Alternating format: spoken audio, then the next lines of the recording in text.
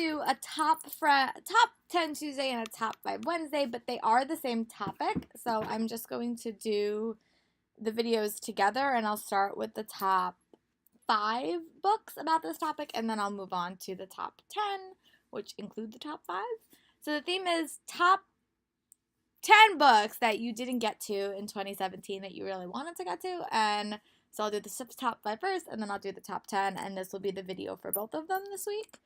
So the first book that I really, really wanted to get to, and I did so much effort to try to get this at BookCon and it didn't work out, is Wonder Woman Warbringer. One of my biggest goals in 2018 is I really just want to read some superhero novels. I have a bunch of them on my shelf, but this one is definitely the focus. I also want to read Batman by Mary Lou, but that didn't come out until 2018.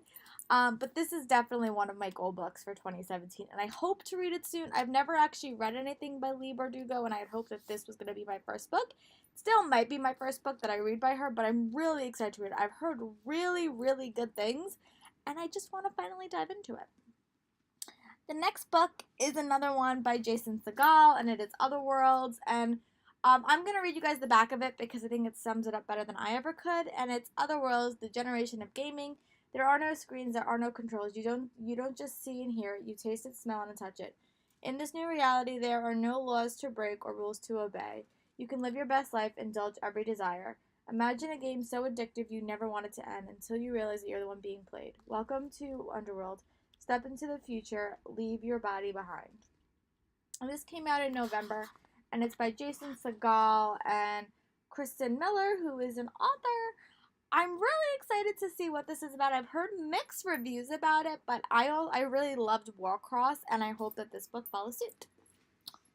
The next book is one that I really did want to read. It's another magic novel. It's Daughter of Burning City by Amanda Foody.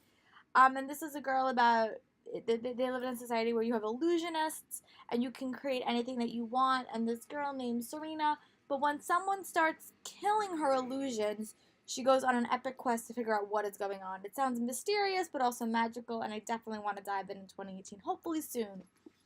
Next 2 books in my top 5 is All Rights Reserved by Gregory Scott Kudosis, and this is about a society where everything you do, every word you speak, every gesture you make, you have to pay for it because it's all patented.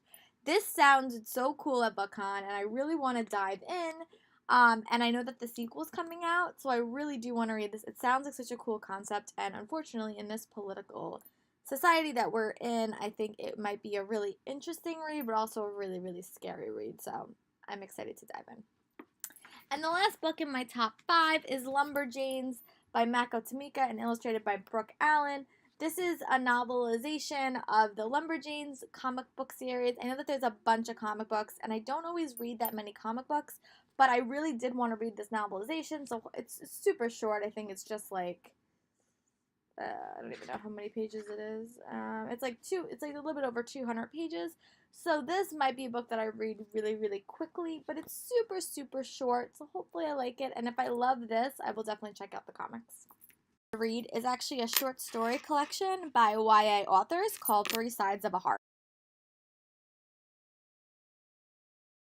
Strong feelings about love triangles because I sometimes think that they detract from a story, but I figure if I read them in a self-contained way from some of YA's hottest authors that I have not read books for, I'll be intrigued to check out more of their books.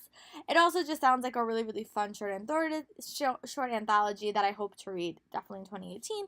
Right now I'm reading the Meet Cute anthology, which is already out, and I'm really enjoying that. So my goal for 2018 is to read a bunch of short story collections, and this is definitely number 1 on my list.